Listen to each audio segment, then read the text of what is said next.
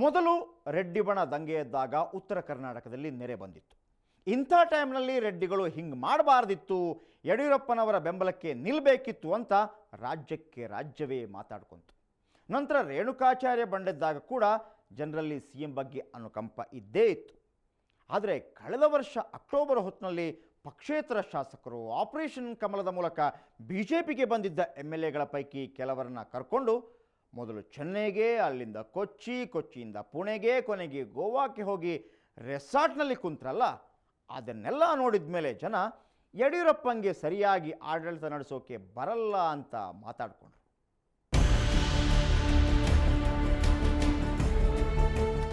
ಈ ಬಂಡಾಯವನ್ನ ಶಾಸಕರ ಸಂಖ್ಯೆಯಿಂದ ಅಳೆಯೋದಕ್ಕೆ ಹೋದ್ರೆ ಇದರ ಶಕ್ತಿ ಕಡಿಮೆ ಅನ್ಸಿತ್ತು.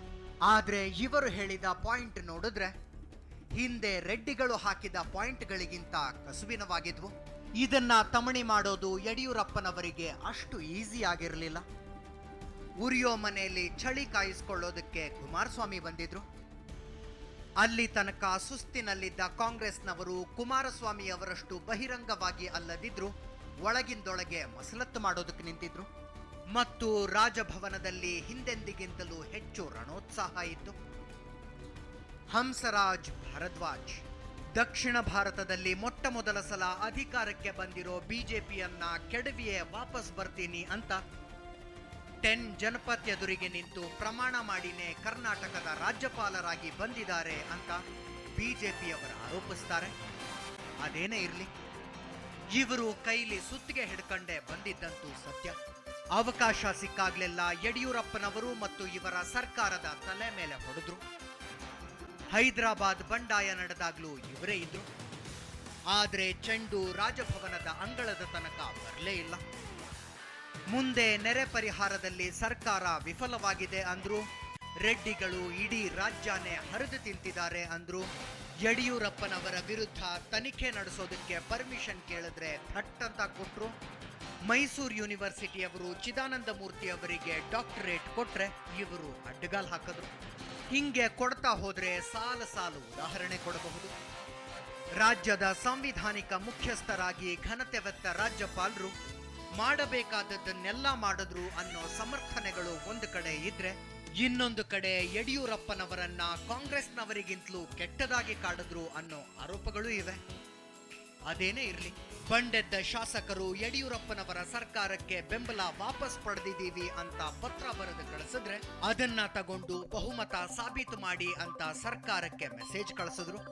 ಆ ಕಡೆ ಒಂದರ ನಂತರ ಒಂದರಂತೆ ಅಸಹ್ಯಗಳು ನಡೆದದ್ದು ಗೋವಾದಲ್ಲಿ. ಹೈದರಾಬಾದ್ ವಿಮಾನ ನಿಲ್ದಾಣದಲ್ಲಿ ಒಂಟಿಗಾಲ ಮೇಲೆ ನಿಂತು ರಾಜೀನಾಮೆ ಪತ್ರ ಬರೆದು ಕಳಿಸಿದ್ದ ರೇಣುಕಾಚಾರ್ಯರಿಗೆ ಗೋವಾಕ್ಕೆ ಬರ್ತಿದ್ದಂತೆ ತಳಮಳ ಶುರುವಾಗ್ಬಿಡ್ತು. ಯಲಹಂಕದಲ್ಲಿ ಕುಂತು ಬೇಡಿಕೆ ಈಡೇರಿಸಿಕೊಂಡಂತೆ ಈ ಸಲಾನು ಮಾಡಿಕೊಳ್ಳಬೇಕು ಅಂತ ಮನಸ್ಸಿನಲ್ಲೇ ಮಂಡಿಗೆ ತಿಂತಿದ್ರೆ ಈ ಸಲ ಮ್ಯಾಟ್ರು ಸೀರಿಯಸ್ ಆಗಿತ್ತು. ಕುಮಾರಸ್ವಾಮಿ ಅವರು ಸೀನಿಗೆ ಬಂದ ಮೇಲಂತೂ ಇದ್ಯಾಕೋ ನನ್ನ ಲೆವೆಲ್ಲಿನ ಮಾತಲ್ಲ ಅನ್ನಿಸ್ಬಿಟ್ಟೋ ಏನು. ಏಕಾಏಕಿ ಗೋವಾದ ರೆಸಾರ್ಟ್ನಿಂದ ಹೊರಗೋಡಿ ಬಂದವರೇ ಅವರಿಗೆ ಸರ್ಕಾರ ಬೀಳಿಸೋದು ಬೇಡ, ಹೊಂದ್ಕೊಂಡು ಹೋಗೋಣ ಅಂತ ಹೇಳಿದೆ. ಆದ್ರೆ ಕುಮಾರಸ್ವಾಮಿ ಅವರು ಶಾಸಕರನ್ನೆಲ್ಲ ಬಡದು ಎತ್ತಾಕೊಂಡು ಹೋಗ್ಬಿಟ್ರು ಅಂತ ಬಾಯಿ ಬಡ್ಕೊಂಡ್ರು.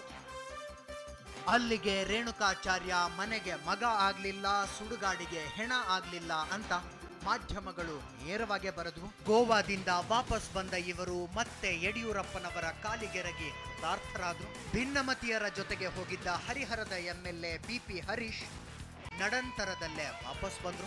ಅದ್ಯಾವುದೋ ಮಾಯದಲ್ಲಿ ಬಸವನ ಬಾಗೇವಾಡಿಯ ಬೆಳ್ಳುಬ್ಬಿ ಆ ಕಡೆ ಸೇರ್ಕೊಂಡಿದ್ರು. ರಾಜ್ಯದ ಜನ ನೋಡಬಾರದ ನಾಟಕಗಳನ್ನೆಲ್ಲ ನೋಡ್ಬಿಟ್ರು ಬಿಡಿ. ಪೊಲೀಸರು ವಿತ್ ಯೂನಿಫಾರ್ಮ್ ಸದನದೊಳಕ್ಕೆ ಬಂದಿದ್ರಿಂದ ಹಿಡಿದು ಹುಳಿಹಟ್ಟಿ ಶೇಖರ್ ಅಂಗಿ ಹರಕೊಂಡು ಕೂಗಾಡಿದ್ದರ ತನಕ ಏನೇನು ನಡಿಬಾರ್ದಿತ್ತೋ ಎಲ್ಲಾನು ನಡೆದ್ವು. ಬಂಡೆದ್ದವರನ್ನ ನಮ್ಮ ಸ್ಪೀಕರ್ ಬೋಪಯ್ಯನವರು ಅವಸರಕ್ಕೆ ಬಿದ್ದು ಅನರ್ಹರನ್ನಾಗಿ ಮಾಡಿ ಆ ಗಲಾಟೆ ಕೋರ್ಟಿಗೆ ಹೋಯ್ತು. ಇದು ಎಲ್ಲರಿಗೂ ಗೊತ್ತಿರೋ ಸತ್ಯ. ಆದ್ರೆ ಬಂಡೆದ್ದಿದ್ದ ಶಾಸಕರನ್ನ ಒಬ್ಬೊಬ್ಬರನ್ನಾಗಿ ಕರೆಸಿ ಏಕಾಂತದಲ್ಲಿ ಮಾತಾಡಿಸ್ ನೋಡಿ, ಹೊಟ್ಟೆಲಿನ ಸಂಕಟಗಳನ್ನೆಲ್ಲ ಕಾರ್ಕೊಳ್ತಾರೆ. ನೋಡೋರ ಕಣ್ಣಿಗೆ ಇವರು ಮಂತ್ರಿಗಳಾಗಿದ್ರು. ಓಡಾಡೋದಕ್ಕೆ ಗೂಟದ ಕಾರು, ಹಿಂದೆ ಮುಂದೆ ಸೆಕ್ಯೂರಿಟಿಗೆ ಪೊಲೀಸರು, ಸರ್ಕಾರಿ ಬಂಗ್ಲೆ, ಆಳು ಕಾಳು, 3rd ಫ್ಲೋರ್ನಲ್ಲಿ ಆಫೀಸು ಎಲ್ಲಾನು ಇದ್ದು, ಆದ್ರೆ ಮಿನಿಮಮ್ ಗೌರವನೇ ಸಿಗಲಿಲ್ಲ ಅನ್ನೋದು ಇವರ ದುಃಖ ಆಗಿತ್ತು. ಇವರು ತಮ್ಮ ಇಲಾಖೆಯ ಮಾತಂಗಿರ್ಲಿ, ಕ್ಷೇತ್ರದ ಸಣ್ಣ ಪುಟ್ಟ ಕೆಲಸ ಮಾಡಿಸ್ಕೊಳ್ಳೋದಕ್ಕೂ ಹೆಣಗಾಡ್ತಿದ್ರು.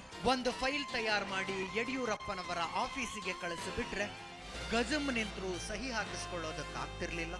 ಸಚಿವ ಸಂಪುಟ ಸಭೆ ಕರೆದ್ರೆ ಸಭೆಗಿಂತ ಮೊದಲೇ ಸಿಎಂ ಮತ್ತು ಆಪ್ತರು ಚರ್ಚೆ ಮಾಡಬೇಕಾದದ್ದನ್ನೆಲ್ಲ ಚರ್ಚಿಸಿಕೊಂಡು ಬಂದು ಸಭೆಯಲ್ಲಿ ನಿರ್ಧಾರಗಳನ್ನ ಅನೌನ್ಸ್ ಮಾಡ್ತಿದ್ರು. ಇವರು ಹೂ ಅನ್ನೋದಕ್ಕಷ್ಟೇ ಕ್ಯಾಬಿನೆಟ್ ಮೀಟ್ಗೆ ಹೋಗಬೇಕಾಗ್ತಿತ್ತು. ಅಸಲಿಗೆ ಯಡಿಯೂರಪ್ಪನವರಿಗೆ ಸಮಾಜ ಕಲ್ಯಾಣ ಸಚಿವ ನರೇಂದ್ರ ಸ್ವಾಮಿ ಯಾರು, ಮಾರುಕಟ್ಟೆ ಸಚಿವ ಶಿವರಾಜ್ ತಂಗಡಗಿ ಯಾರು ಅನ್ನೋದರ ಬಗ್ಗೆನೇ ಭಯಂಕರ ಕನ್ಫ್ಯೂಷನ್ ಇತ್ತು. ನರೇಂದ್ರ ಸ್ವಾಮಿ ಎದುರಿಗೆ ಬಂದಾಗ, ಮಿಸ್ಟರ್ ತಂಗಡಗಿ, ನಿಮ್ APMC ಫೈಲ್ ನಂಗೆ ಬಂದಿದೆ, ನೋಡ್ತೀನಿ ಅಂದ್ಬಿಟ್ರಂತೆ ಒಂದು ಸಲ. ಅದಕ್ಕಿವರು, ನಾನು ತಂಗಡಗಿ ಅಲ್ಲ sir, Narendra Swamy, ಮಳವಳ್ಳಿಯ MLA, social welfare minister ಅಂತ ನೆನಪು ಮಾಡಿಕೊಟ್ರಂತೆ. ಒಬ್ಬ ಸಚಿವನಿಗೆ ಅದೇನು ಸಣ್ಣ ಅವಮಾನ? ಯಡಿಯೂರಪ್ಪನವರಿಗೆ ರೋಣದ ಶಾಸಕರ ಹೆಸರು ಕಳಕಪ್ಪ ಬಂಡಿ ಅನ್ನೋದೇ ಗೊತ್ತಿಲ್ಲ. ಇವತ್ತಿಗೂ ಕಳಸಪ್ಪನವರೇ ಅಂತಾನೆ ಕರೆಯೋದು. ಇನ್ನು ಏನೋ ಹಣಕಾಸಿನ ತೊಂದರೆಗೆ ಬಿದ್ದ ಗೂಳಿಹಟ್ಟಿ ಶೇಖರ್ ಸ್ವಲ್ಪ ಸಹಾಯ ಮಾಡಿ ಅಂತ ಕಂಡವರ ಹತ್ರ ಹೋದ್ರೆ, ಸ್ವಲ್ಪ ಸಹಾಯ ಮಾಡಿ ಅಂತ ಕಂಡವರ ಹತ್ರ ಹೋದ್ರೂ ನಯಾ ಪೈಸೆ ಸಿಗಲಿಲ್ಲ. ಆವತ್ತು ಕೈ ಹಿಡಿದು ಕರ್ಕೊಂಡು ಬಂದಿದ್ದ ರೆಡ್ಡಿಗಳು ಮಿನಿಸ್ಟರ್ ಮಾಡಿ ಯುವಜನ ಮತ್ತು ಕ್ರೀಡಾ ಖಾತೆ ಕೊಟ್ಟಿದ್ದ ಸಿಎಂ ಇಬ್ರು ಕೈ ಎತ್ತು ಬಿಟ್ರು. ನಿಸ್ಸಹಾಯಕರಾದ ಗೂಳಿಹಟ್ಟಿ ಶೇಖರ್ ಗೂಟದ ಕಾರು ಎಸ್ಕಾರ್ಟ್ಗಿದ್ದ ಪೊಲೀಸರನ್ನ ಬಿಟ್ಟು ಒಬ್ಬರೇ ಹೋಗಿ ಬಳ್ಳಾರಿಯ ದುರ್ಗಮ್ಮನ ದೇವಸ್ಥಾನದ ಗರ್ಭಗುಡಿಯಲ್ಲಿ ಕುಂತು ಮನಸ್ಸು ಹಗರಾಗೋ ತನಕ ಹೊಳೋ ಅಂತ ಹತ್ತಿದ್ರು. ಬಂಡಾಯವೆದ್ದಿದ್ದ ಶಾಸಕರನ್ನ ಕೂಡಿಸ್ಕೊಂಡು ಕೇಳಿದ್ರೆ ಒಬ್ಬೊಬ್ರು ಇಂಥ 10 ವಿಷಯ ಹೇಳ್ತಾರೆ. ಈ ಕಾರ್ಪೊರೇಟ್ ಜಗತ್ತಿದೆಯಲ್ಲ, ಈ ಕಾರ್ಪೊರೇಟ್ ಜಗತ್ತಿನಲ್ಲಿ ಹ್ಯೂಮನ್ ರಿಸೋರ್ಸ್ ಮ್ಯಾನೇಜ್ಮೆಂಟ್ ಅನ್ನೋ ವಿಸ್ತೃತವಾದ ಚಾಪ್ಟರ್ ಬರುತ್ತೆ. ಒಂದು ಕಂಪನಿಯಲ್ಲಿ ಇರೋರನ್ನು ಯಾವ ರೀತಿಯಲ್ಲಿ ಬಳಸ್ಕೋಬೇಕು, ಅವರನ್ನು ಹೇಗೆ ವಿಶ್ವಾಸದಿಂದ ನಡೆಸ್ಕೋಬೇಕು, ಅವರಿಂದ ಅತಿ ಹೆಚ್ಚಿನ ಲಾಭ ಪಡೆದು ಕಂಪನಿಯನ್ನು ಬೆಳೆಸಿ ಅವರ ಬೆಳವಣಿಗೆಗೂ ಸಹಾಯಕವಾಗೋದು ಹೇಗೆ ಅನ್ನೋದನ್ನು ಎಕ್ಸ್ಪ್ಲೇನ್ ಮಾಡುತ್ತೆ ಹ್ಯೂಮನ್ ರಿಸೋರ್ಸ್ ಮ್ಯಾನೇಜ್ಮೆಂಟ್. ಅದು ರಾಜಕಾರಣಕ್ಕೆ ಕೂಡ ಅನ್ವಯ ಆಗಬೇಕು. ಅಂಥ ವಿಷಯದಲ್ಲಿ ಯಡಿಯೂರಪ್ಪನವರು ವೀಕಾ ಅನ್ನೋ ಸಂಶಯ ಈಗ ಬರ್ತಿದೆ. ಒಂದು ಸಣ್ಣ ಬ್ರೇಕ್ ನಂತರ ಆ ವಿಷಯ ಹೇಳ್ತೀನಿ.